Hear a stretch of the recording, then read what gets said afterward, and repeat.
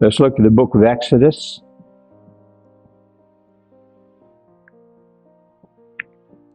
And we'll read the first 7 verses of chapter 17. This was after the crossing of the Red Sea.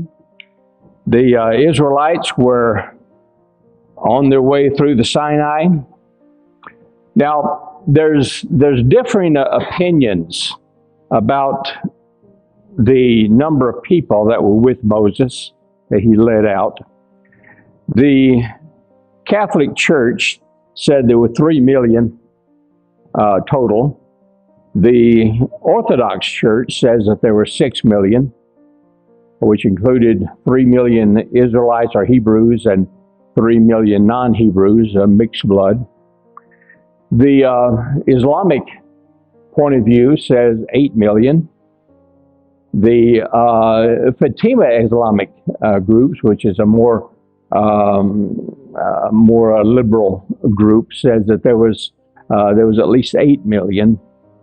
The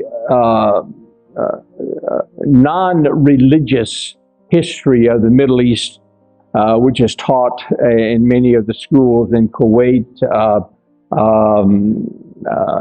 Oman, Iran, Iraq, says that there were at least 8 to 10 million.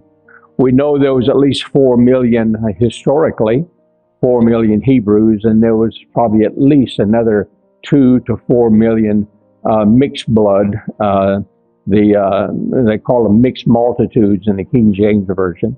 And then there was an additional 2 million Egyptians that chose to live with them. And so basically what you're looking at is a figure that could be as little as 4 million people to up to perhaps even 10 or 12 million. But what it means is a bunch of people being led by one man. And so the Egyptian history has a tremendous roots level, foundation level history of its people. And included with that is the Exodus led by Moses. Moses was heir to the throne of, he was a third in position of Pharaoh. And so there's lots of very,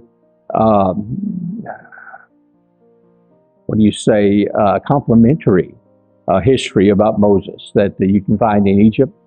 And I went to the El Azhar University, which is the only university in the world who teaches Islamic imams. So if you want to be an Islamic clergy, you have to go to this university. And I had the privilege a few years ago of even being involved with a debate there at that university. And as a result of that, then they gave me free access to their archives, some of their ancient documents that go back thousands of years.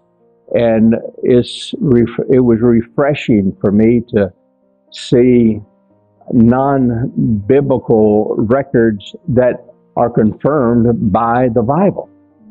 And they were not Islamic records, they were historical records. They were kept there because it was considered the most secure place in all of the Islamic world, and all of Egypt, and of all of Egypt for that matter. And it was quite amazing. And I spent a number of hours there, a number of days doing research and gathering information. So tonight, some of the information that I'll be sharing with you is what I gleaned from that gold mine of information. Verse number 1, chapter 17. And all the congregation of the children of Israel journeyed from the wilderness of Sin. That's the King James Version, Sin. There was one that was called Sin, S-I-N-N. King James dropped one of the N's, okay? After their journeys, pay attention to this, according to the commandment of the Lord. God was directing them. Is that what you understand with this? That God was directing them. All right. And pitched in Rephidim. And we've, Paula and I have been to Rephidim a number of times. We've stayed at there's a convent there that rents out the rooms. We've stayed there in those rooms. It's a very nice place now, not so much then. And there was no water for the people to drink. That doesn't mean there wasn't any water. The water wasn't any good. The water was sulfur salt. And there was a river, that kind of a semi-river that went through that little oasis of Rephidim, and it was horrible, horrible, horrible water. And because the water was no good, even the oasis was no good. The palm trees and such that were there were dying because it just wasn't any good. And it was no good for plants or for animals or for human consumption. Wherefore the people did chide or argued with Moses, and to the point of hating him, and saying, "Give us water that we may drink." And Moses said to them, "Why chide ye with me? Or why are you coming down on me? I can't do anything about this. You're actually tempting the Lord. He's the one that led us here. He directed us to come here. Now, God knew what was here, but He told us to come here anyway." Right? And the people thirsted there for water. And the people murmured against Moses and said, "Wherefore is this that thou hast brought us up out of Egypt to kill us and our children and our cattle with thirst?" Moses cried to the Lord. And interesting what Moses said. He prayed to the Lord and he says, "What shall I do unto these people?" Moses put the responsibility upon his shoulders. Now, Lord, you direct me. What am I supposed to do about this? Rather than relying upon the direction of the Lord to the people. And they are almost ready to stone me. And the Lord said unto Moses, "Go on before the people, and take with thee of the elders of Israel, and thy rod wherewith thou smotest the river, take it in thine hand, and go. And behold, this is God, I will stand on the rock." Okay? "I'll stand before thee upon the rock in Horeb, and thou shalt smite the rock, and there shall come water out of it, that the people may drink." And this is the amazing thing. And Moses did so in sight of the elders of Israel. Now, this had never been done before. There's never a record in all of history up to this point of water coming out of a rock. Never. We have water coming out of the skies. We have raw water bubbling up out of the ground. In some of the mythologies, of the Egyptian mythologies that happened, Osiris was in the underworld one time, and he wanted to come to the surface, and he rode to the surface on the bubbles of water. And so that was nothing new. And so even their mythologies capitalized on things that perhaps could be logical. But water out of a rock, that never even entered into the thoughts of the myth writers. It just wasn't there. It's illogical. But Moses didn't even question. He did what God told him to do. And he called the name of the place Misha. It's still called Misha.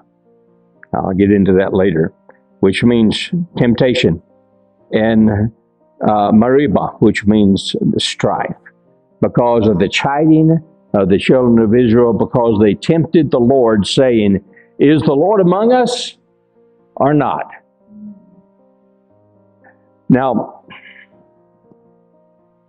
we have had the privilege of being, like I said, to Rephidim. And there was well, just let me draw you a picture of it, okay? Look at a couple of different things. First of all, the Israelites made it down that far. Let's look. Okay, this is the Mediterranean Sea. Y'all see that? Okay. This is the Nile River, the Red Sea, and this is the Sinai Peninsula over here. Israel is back up here.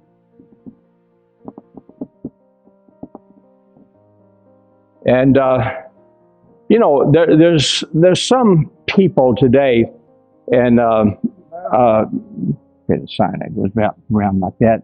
There's some preachers and historians and so forth today saying that the Israelites went through a couple of small saltwater lakes called the Reed Sea. And these, it's kind of like little marshy areas. And so they went through that Reed Sea area, and that it kind of takes the miracle of the water and the dividing of the Red Sea out of the way. Unfortunately, these historians or these preachers primarily forgot to read history, because the historical records indicate that at this same time that Pharaoh Samassian had built a defense system. And there was a wall from the Mediterranean Sea, and there was a gate protecting against invasions from the east, from the nomads that were coming from Saudi Arabia and nomads that were coming from Yemen and Oman. And so there was, they had made a habit of invading Egypt and invading the region that was in that area. It was kind of a straight shot to the Goshen, which was the most fertile area of Egypt. And there they would destroy the crops and things like that. So this Pharaoh built a wall right here that went about a mile into the Red Sea. And they only had one gate right there.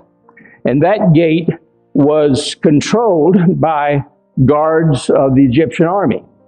And so there was only one way through that gate, or one way through that wall, and that was through that gate. Well, the Egyptians were after the Israelis, if you'll remember that, the Hebrews. So they certainly wouldn't want to go through the gate. And so the Israelites had to go all the way down to where the wall was not, and then go across. And this is why they stopped, because where they went across, it was approximately 7 miles across, and it was approximately 180 to 230 feet deep. So they stopped, and they said, what do we do now? God told Moses, I didn't tell you to stop. Keep going. Well, they still didn't keep going until they looked behind them and found that Pharaoh's army was after them. And the fact that Pharaoh's army was after them gave them a little bit more motivation to get serious about what God wanted. And finally, Moses did respond, stretched out his rod over the Red Sea. The east wind blew all night long. And the wind that blew, if you look up that word that means gale force or hurricane force winds, blew all night long, separating the water, drying out the land, and then they were able to cross on dry land in the middle of the night. The next morning, when the Egyptians came after them, then the waters came back. And so that's how they got across.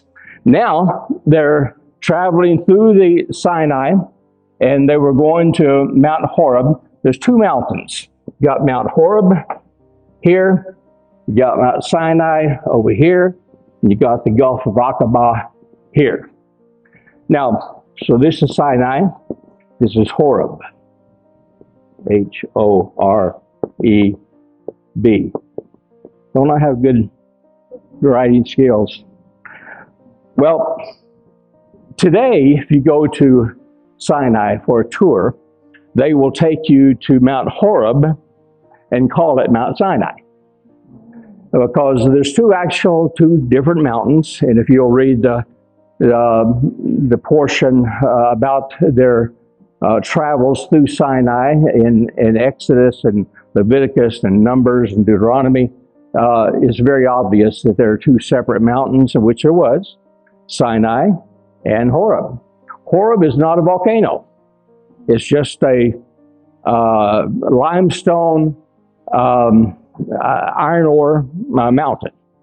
But Sinai is a volcano. And Sinai is a very dangerous volcano, to the point that the Egyptian government, when the British was controlling Egypt from the year 1882 to 1952, during that time, the British restricted anyone from going to Sinai because it was too dangerous. And then when the Egyptians then took over their own government in 1952, then they maintained that same level. So you can't get to Sinai now unless you're through special permission for the government, and then the government officials go with you over there because it's too dangerous. But you can go to Horeb, and you can climb it just like Moses did.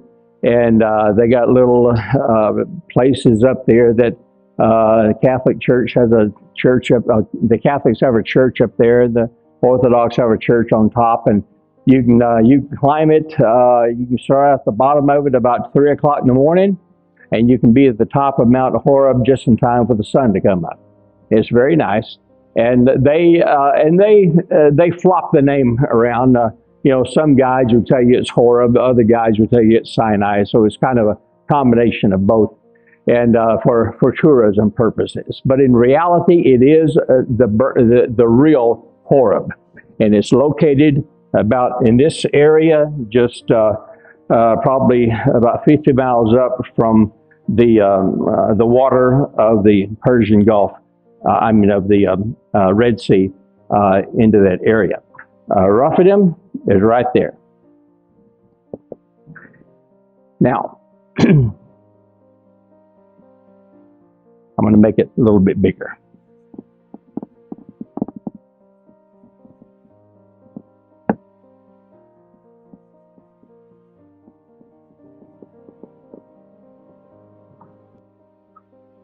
Rephidim is an oasis in this area, and like I said, this river came across like this, but the water wasn't any good. And in that area, there was Mount Horeb is located approximately right here, and over in this area, right in here, there was a large depressed area like this. And the distance across this area is approximately 13 miles. And this way is approximately 8 miles. And it drops from the surrounding mountains that are around it. The height of these mountains are probably a plus 280 to 350 feet from the ground level, and the depression then goes down probably a minus 12 to a minus 15 feet.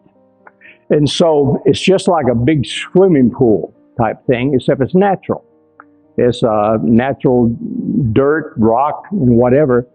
We don't know what caused it. The speculation is that many years ago, into the thousands of years ago, there was a meteorite that struck there and caused the indentation. Very well may have been. There's iron ore all over the place in there. And there was and this distance here is approximately 13 miles. Now, connecting this detention is a very large swell that goes all the way down into this area and it connects to the oasis. Then there's another swell that connects into a smaller one that connects into this one. And from the top of Horeb, you can look down into this area, and it's, in fact, you look throughout the whole area. And what the people were complaining about is that the water was no good. And every place you went, whether you sent scouts out to Horeb, whether you went north, whether you went south, wherever you went, there was no water. There was no supply of water that you could use. Now, these Israelites, who had seen the miracle of the crossing of the Red Sea, who had seen the miracle of turning bitter water to good water not long afterwards, who had just experienced and were continuing to experience the miracle of the manna that's provided for them daily, now are saying, God, are you with us or not? If you really loved us, if you were really leading us, if you really were in control, why did you bring us here? If you are leading us, didn't you realize there wasn't any water here? Didn't you realize that the water that was here was no good? And that wherever we went, in any direction we went, there was nothing? And you led us here anyway? Why? We certainly do not understand that. And then it got to the point to where Moses feared for his life, because they were quite upset, to say the least, to the point that they took their wrath out upon their connection to this God, which was Moses. Then the Lord told Moses you separate yourself from the people, take the elders with you, and go for a walk. And what they did, they went for a walk up this natural swell for 13 miles until they got to this indentation place, right in the center, this area. And Paul and I have been there a number of times. There's a huge rock, and the rock is part of a meteorite, and this rock is probably at least 15, 20 feet tall and spread out probably as large as a football field. And it's just sitting there. Now, presently, you're not allowed to go to it. And the reason for that is that you used to be able to go there as a tourist and view it and to see the rock. But in World War I, there was a man from Belgium was so taken back by the evidence of this great miracle of God that he claimed it as his own. The British were still, the British were still in control of the area, and Belgium was an ally of Britain at that time, and he was an officer in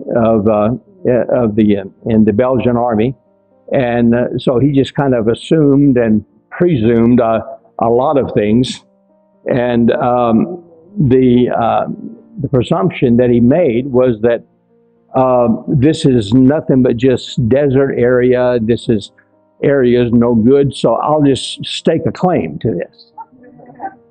And he decided that he was going to